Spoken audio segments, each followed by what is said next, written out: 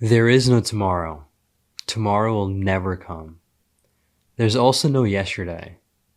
There is also no today. All that you have is this present moment. It's so easy to be caught in the cycle of worrying about tomorrow and not being able to let go of the past. The truth is, all of that is an illusion. Take a second to just sit with that. Nothing is real but this moment. Nothing. Take a second. It's crazy because I never saw life that way. I used to always see life as past, present, future all being real. But the past doesn't exist. Like what's happened in the past can show up in the now, but it's technically just not even a real thing. And the future too. There is no real tomorrow ever. It never comes. It literally never comes. All that you have is this moment. That to me is very freeing. It's intriguing, but also freeing because I definitely start to wonder from the intriguing standpoint, okay, then what is all of this, right? If all of this is happening in the present moment, what does that mean? Like, why is it happening just in this present moment? And it still just hits me. Like, it hits me really deeply because it's so like piercing. Like, wow, all of life is happening in this present moment. So if you're going through something very stressful right now, unless it's actually happening to you right now, just know that it's not real. And that's the truth. It's not real. If you have an exam tomorrow, or you have a meeting tomorrow, or you have anything tomorrow, or you've had this traumatic experience happen to you in the past, it's not real. Now, I'm not trying to say that your feelings are not valid about the trauma or your past, or even your anxious feelings about tomorrow. They're valid, but just know that it really isn't real. It's not. It's actually very beautiful because you start to realize that everything is happening in this present moment, like right now. And it's also empowering when you start to see it that way because then you start to give your all to this moment. All of life, all of your life, all of everyone's life is happening in this moment. Not that moment, this moment. And then when you start to just become aware of that beautiful phenomena, then hopefully you start to intrinsically want to just give your all to this moment. Because we start to think, and I think what makes ourselves procrastinate and be so lost in the sauce of the past or the future is because we think all of that is real. It's not. It's very trippy, I will say, to like know that nothing else is real but the present. So that's the thing, right? If you start to realize that this moment is all that you have and all that you'll ever have, and you're not giving your all to this moment, you're not giving your all to life. Something I'm still working on and I'm realizing more and more is giving your all to every single moment, this moment specifically, because this moment is all that you have. Whether you're cleaning the dishes, whether you're doing work that you don't like, whether you're doing work that you do like, giving complete, full involvement, attention, focus, aligning your breath, your thought, your emotions, your energies. This is definitely coming from Sadhguru if you couldn't tell. Aligning all of that with the now is the magic spell. It is, and I'm not there yet. I'm not enlightened, but I really do feel like that is a big part of the puzzle.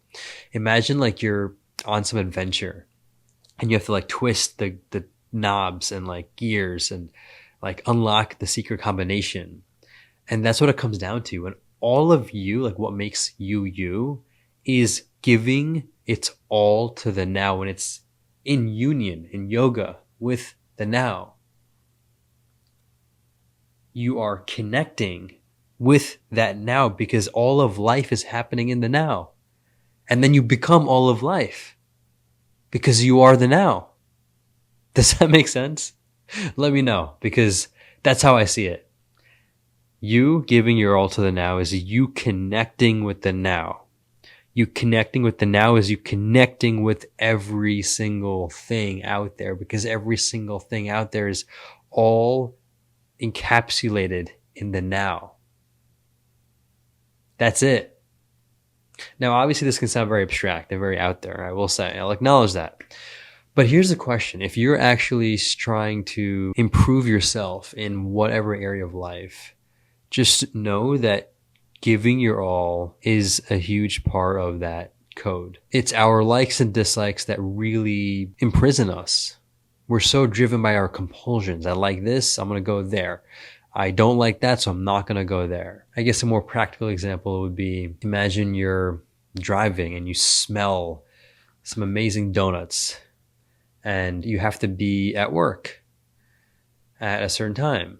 And that smell, which is your like, distracts you. And so then you make a U-turn and then go back to the donut shop, which this is getting me hungry now. I want to get some donuts. If you're in Austin, highly recommend Round Rock Donuts. It's the best donuts, glazed specifically, the classic, all time. Side point. But then you go back, you go to the donut shop and you get late to work. You were driven by your compulsions and you are not free because now there's all these repercussions, right? You go to the donut shop, get your donuts, eat it, get back to work, and now your boss is mad at you, right? And there's all these other consequences because you acted in a way that you might have thought you wanted to act in that moment. But the truth is that 10 minutes after you get back to your work, you realize you shouldn't have done that and you wish you didn't do that. So there's a disalignment with what you really want to do and what your compulsive self wants to do. Now, let's just say, you're given this assignment by your boss and you just hate the typing aspect of it and you hate typing. So you don't do it. Then your boss gets mad at you and you maybe get fired. Another example, right, where you're giving into your dislikes.